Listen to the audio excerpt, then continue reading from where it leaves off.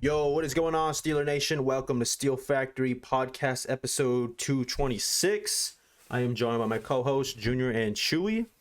What up? All right, breaking down this first week of free agency, post combine. We're about a month and a week away from the draft. Just got off the first week of free agency. They've been active, man. What are the initial thoughts here? Are you guys happy with the moves? How are we feeling? I think Lukewarm? I'm pretty happy with the moves. I think they're yeah, I would say lukewarm. Nothing real crazy, but everything is like, oh, that's neat. It I makes a don't lot think of sense. That's really what it comes down to for me. all the moves we've made, it's like, oh, it's like I can't complain, but you're not like, oh fuck, this changes everything.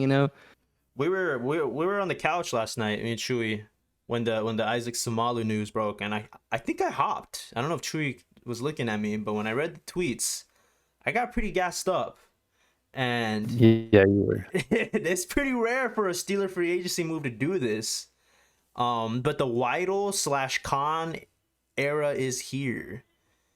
And we've done shit like cut Miles Jack to be able to, free up cap space. Like, when do we cut a player in their contract? Didn't Jack sign like a 3-year or a 2-year? I think it was 3 with like 1 year guaranteed or something like Yeah, that. so we cut him with 1 year guaranteed. He could have had 2 more years on the contract. Let a guy like Cam Sutton just walk, right? I mean, was it a slight overpay by the Lions, do you think? Let's dive into this first, because this is like the first thing that happened during the week. I think You from got what I've 11 heard, years, yeah, from what I've heard. from what I've heard, From what from Chewy's Chewy, told huh? you. Chewy, go. Yeah. All right, Dick, I thought he was gonna say something. Let Chewy do it. wait, no, Chewy, go ahead. I didn't think that was an overpay. I think that's exactly what he's probably worth. Like 10 a Yeah. year, 10, 11 a year for 3 years. He's 28, so I don't think anything longer than 3 years is a good contract. But I think that's That's pretty what I fair heard from market. Chewy. Yeah. Me too. I think for the Steelers to have kept them, he would have had to take like a $2.5 million discount. I mean, that's just how the Steelers really do business, right? And I thought if he were to stay in Pittsburgh, it would have been about an 8 to 9 year $1 million deal a year for a couple years. But yeah, congrats to Sutton. Whatever. We move forward. Right after that, I was thinking, oh wow, we're actually losing free agency, because I thought re-signing Sutton might have been a given. And then we signed Pat Pete, which I kind of had mixed feelings on. Was it about 5-6 years too late? Yeah, maybe. Yeah. Yeah, we were gassed up about Pat Pete a Um, long fucking time ago. Yeah. I mean, this guy's gonna be a Hall of Famer. He is at the tail end of his career. He's not shy about saying that.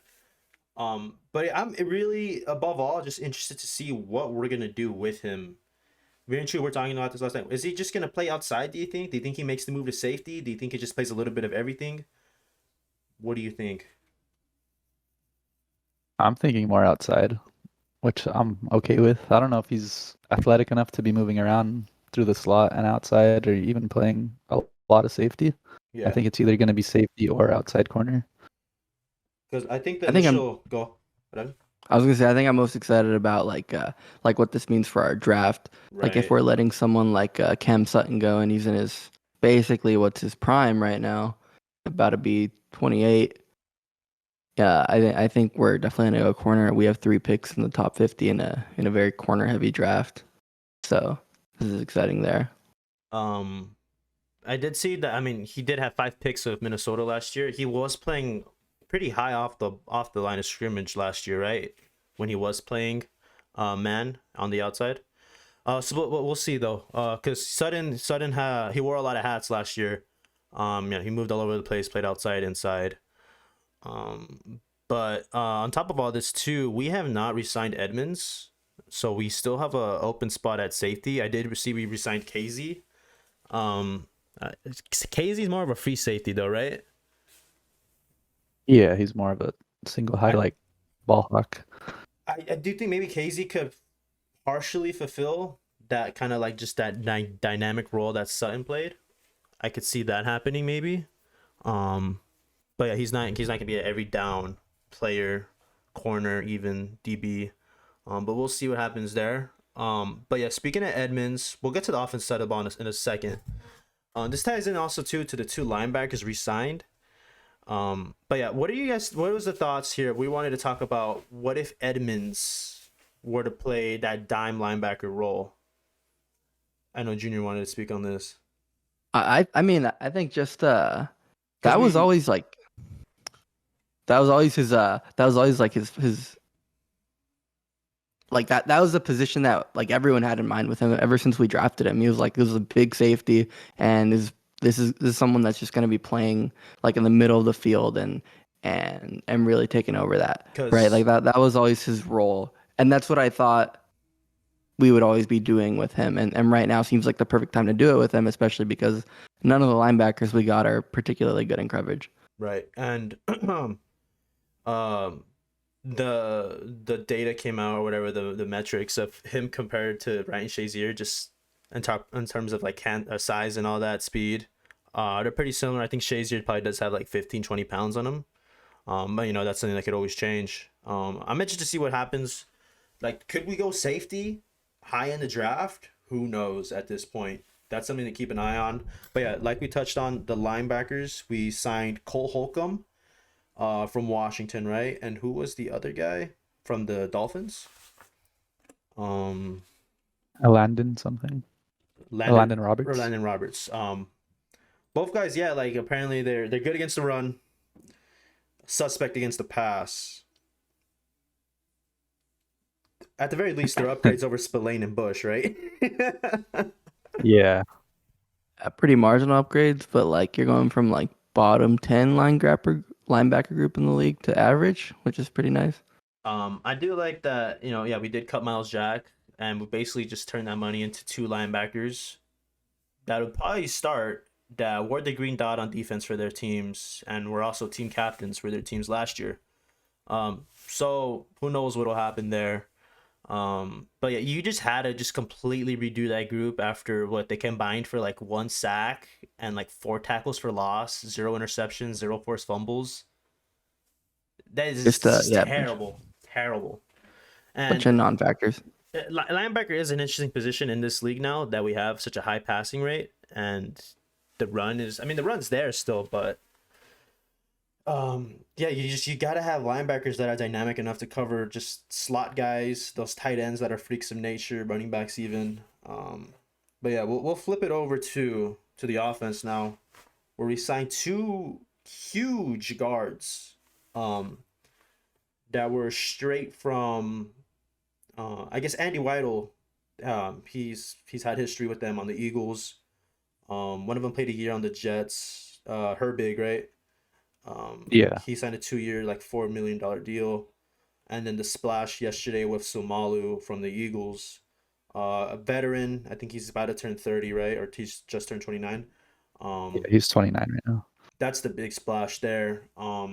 We did see the Brian Baldinger clip that he could play anywhere on the O line, which is interesting. But right now, what would you put our O line right now? What's your ideal lineup here, Chewy? Well, I guess Dan Moore would be my left tackle, which is not ideal. But then I'd put Isaac at left guard, Cole center, and then right guard Daniels and Okorafor at right tackle, with Herberg as the swing Backup, interior guy. because we went the whole. Evan? Ideally, I'd get another left tackle and move Dan Moore to that swing tackle position. I mean, I think that's just everyone's saying that, at this point you fill that left tackle spot in the draft and you get your franchise guy. But something interesting that I did see too was, if you really want your best lineup, you probably go James Daniels at center, and then you go Seumalu right guard, and you go Herbig left guard. If you want your best if you want your best ideal lineup for the interior, at least part of the line, because Daniels was regarded as a really high prospect for center, but yeah, he has played right guard. He was our best lineman last year. But what if you move him? I don't think Cole wasn't that far off from Daniels as far as being our best lineman. I did like Cole's performance. I wouldn't change that. Yeah, and I think you don't change something like that because you've already started to build a relationship between him and Kenny, right? And that goes a long way. Your center, and your QB. But that's something to keep an eye on. Also, too, Seumalu could play anywhere on the line. He was primarily right guard last year, but I don't think he moved Daniels and Cole at all. You keep that there. And one thing too, we did have a lot of luck last year on the O-line, not having one injury. All 5 guys played all 17 games. Don't think that happens again this year. That's why I'm kind of glad we have Herbig. And I don't know, do you think we signed Herbig not knowing we'd be able to land Seumalu? Was that just a jump the gun? I have no idea. I think this is like I think maybe a lot of teams passed on this guy because he was too expensive, Isaac from the Eagles. And we just ended up having the money afterwards, and we didn't think we'd have him at all. We were in the running for Orlando Brown. That was weird. Just to see our name pop up in that. Was it a slight overpay on the Bengals part? I don't think it was a slight overpay. I'm not convinced. I think from just listening to like different podcasts around the league, it's like a lot of people thought that he was gonna be making like $22 million a year, like as a left tackle. He was supposed to set the market last offseason, right? Yeah, he was supposed to make like legit money, like left tackle money. And then he came out, this offseason in a free agency, and it seemed like, I guess the market wasn't so hot, right? And out of nowhere, it seemed almost out of nowhere that the Bengals got him for, it was like 16 a year, which is, it's like tier 2 like lineman money. It's not anything special. Houston's left tackle ended up getting that deal. That's setting the market now. I think they were waiting for what Orlando Brown was going to get, and they paid him more. He got $9 million more a year. So, all right, Houston's left tackle set the market now after Orlando Brown ended up taking less money this year than he would have gotten last year, right? Than what the Chiefs offered him. Yeah, he should have just taken that deal. Stupid fuck. It just reminded me that the Chiefs traded for him from the Ravens too. I completely forgot about that. That's why his name sounded so familiar when it was brought up, because we were playing this guy all the time on the Ravens. But in comparison to his Ravens and the Chiefs, was he better on the Ravens? Probably, yeah. All right. Which is kind of weird. On the Ravens, he was playing like his actual position at right tackle, right? Okay. Yeah. And then the Chiefs were just like, fuck it, we're gonna move him to left tackle because we need one. And then they're doing the same thing again this year with like the guy they just moved from right tackle to left tackle to replace Orlando Brown. The Bengals tackle's asking for a trade now, right? He requested a trade. Ben Williams. Yeah, I think I saw he allowed like 12 sacks last year. So is he better than Dan Moore? No idea. No, but it is good to see our new guards. They have like one penalty on them all season and only allowed like 1 sack the whole year. Which is good because like Dan Moore and Kevin Dotson each had like 16 penalties on them and a handful of sacks as well, including 2 concussions on Kenny that just came straight from the left side. But yeah, is this the end of Kevin Dotson in Pittsburgh? Do you think he makes the roster next year? Kendrick Green is for sure gone. I think he makes the roster. How many linemen do you keep? 8? Or is that? At least 1 on practice squad, right? And I think 8, you keep an extra interior and like 2 extra tackles, right? Or 2 interior, 1 tackle. I think Dotson will probably be the 8th guy. And I think, what's his name? Kendrick Green made the roster, didn't get a helmet at all on game days. So yeah, that's 1. Number 60 would get a helmet. He would be on there. And then who was our backup tackle? We never knew because he never saw the field. All right then. So the one interesting thing is that Okorafor and Dan Moore are the only tackles we have under contract still. I think we do draft one here. Was I wrong about Okorafor last year? I made a big fuss about overpaying this guy, but he has not ever been a problem. So. Yeah, I mean, I think at left tackle he's a problem. At right tackle he's like a good right tackle. He's nothing crazy. And he has Daniels right there in case if shit hits the fan. Oh shit!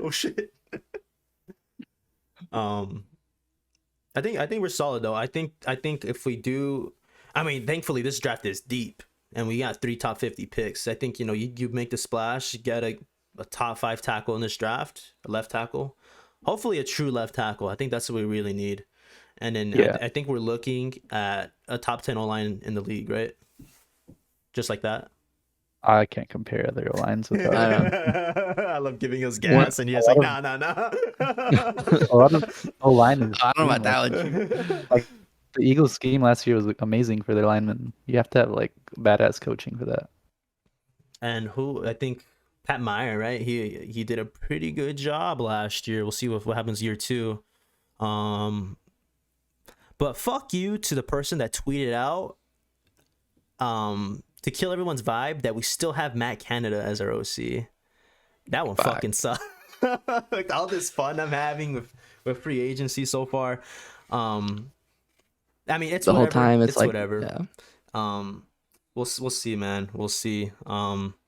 But let's get into what I really like now, because as Steeler fans, we normally do get excited more about the draft rather than free agency, just because that's where we really make our moves.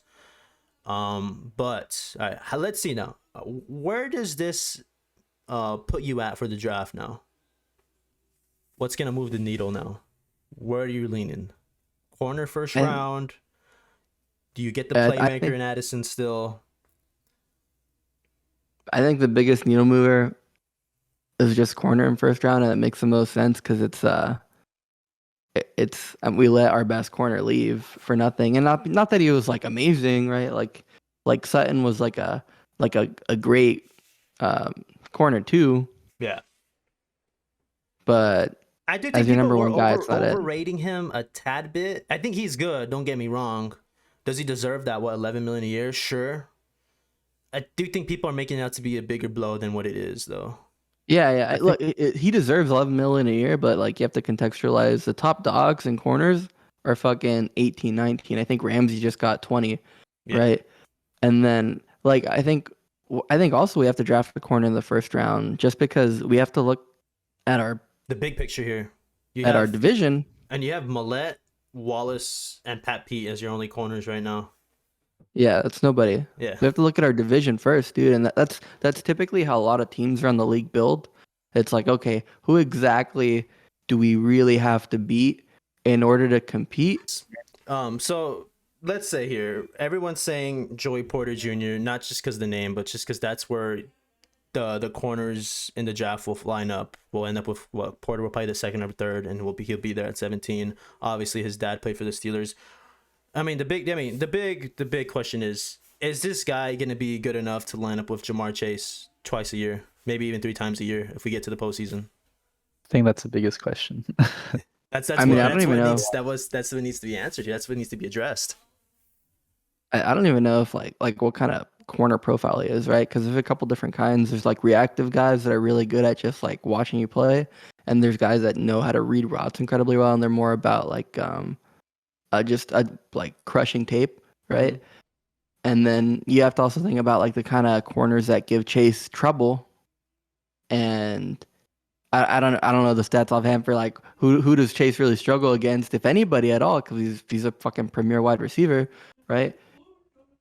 And then see like, okay, is Joey Porter in that sort of mold, or is he more raw and can we turn him into that, right? Or is there somebody else in the league or in the draft that is that sort of mold? And I think I think we're mainly going to go corner in the draft because that's typically how teams go about building. They look at their division and they figure out like, okay, what are our biggest problems in this division? And right now it's the fucking Bengals and their wide receivers, right? That's who we have to contend with twice a year, and that's a huge chunk of our schedule just in the grand scheme of things.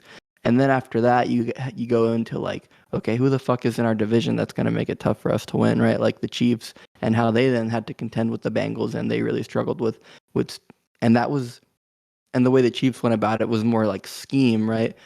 Yeah. And like trying to figure out an offense that worked against the Bengals and how the Bengals played Patrick Mahomes.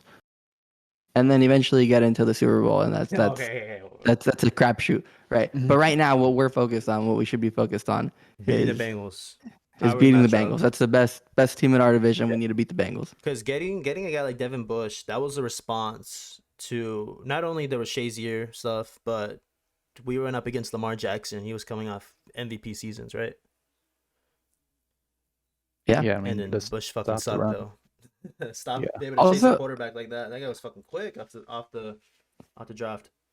I think it was just a bad bet too because I think middle linebacker just kind of fell off as one of the like positions of importance on your defense, I right? I think guess, it's yeah. kind of it's like defensive tackle and then probably corner. Or Those are your two biggest ones. edge, Oh Edge. yeah, obviously. I don't know, No but if Bud you have Dupree like, news out yet, huh? Damn. he's at the airport though. I've seen the pictures. um, yeah, I do think we see a corner in the first round. I don't know actually. I mean, it really just depends on who's higher on our board. Like if a higher corner or a higher O lineman is on the board still or on our board, will come 17. It's just what happens there, and then obviously you draft your need at 32, which is I it's think comfortable. I think there's more corners in this draft, so I think maybe O-line at 17 makes more sense and get another corner at 32 Right. just because there's more of them. And I'd rather have like an elite left tackle than An elite maybe corner. like the third best corner. Yeah. Okay. But I'd be happy if we got a corner just because of Jamar Chase and T. Higgins. And no news out of that, right? Weren't they looking to trade him? They don't because they have to pay him this offseason and they still haven't paid Burrow. They're waiting on Lamar, right? And Herbert. They should So fucking pay him. I don't think I think anyone's everyone's waiting on Lamar to set that QB market, dude. Fucking Jalen Hurts, Burrow, damn, a couple bro. other. They all want guaranteed contracts, and that's not going to happen. And then the Ravens have not done shit in free agency, and I'm fucking getting so gassed up too. The Bengals lost both their safeties too, as well, right? Let's kind of go around the division: who's lost, who's won, and all that. Obviously, the Bengals got Orlando Brown. They've lost what? They lost Hayden Hurst, right? Yeah, they lost Yeah. Hurst, they lost Ryan Hamaja Piran, and then Mixon didn't they cut is Mixon? Mixon is going to jail, right? What? Wait, I'm bullshitting. I I don't don't know what think he was happened. actually the shooter. Um, but yeah, there's drama there. The Ravens look like they've just fallen apart. I can't believe what's happening with Lamar Jackson. No one wants to fucking pay him. yeah, it's kind of funny. So Like he wants- They I'm secured pretty sure all Tyler the. Huntley though, right? Oh yeah, the Pro Bowl quarterback. You have to, man. The backup. It sucks. Browns is the Browns. I don't even know what's happening there. But I do think we've probably been the most active in free agency. Not saying we're making the blockbuster moves, but I think I'm satisfied where we are with our division now. Not saying we're the favorite, but with the draft coming up, you gotta be optimistic here, right? I And I know think everyone knows I will be, but we'll see what happens with you guys.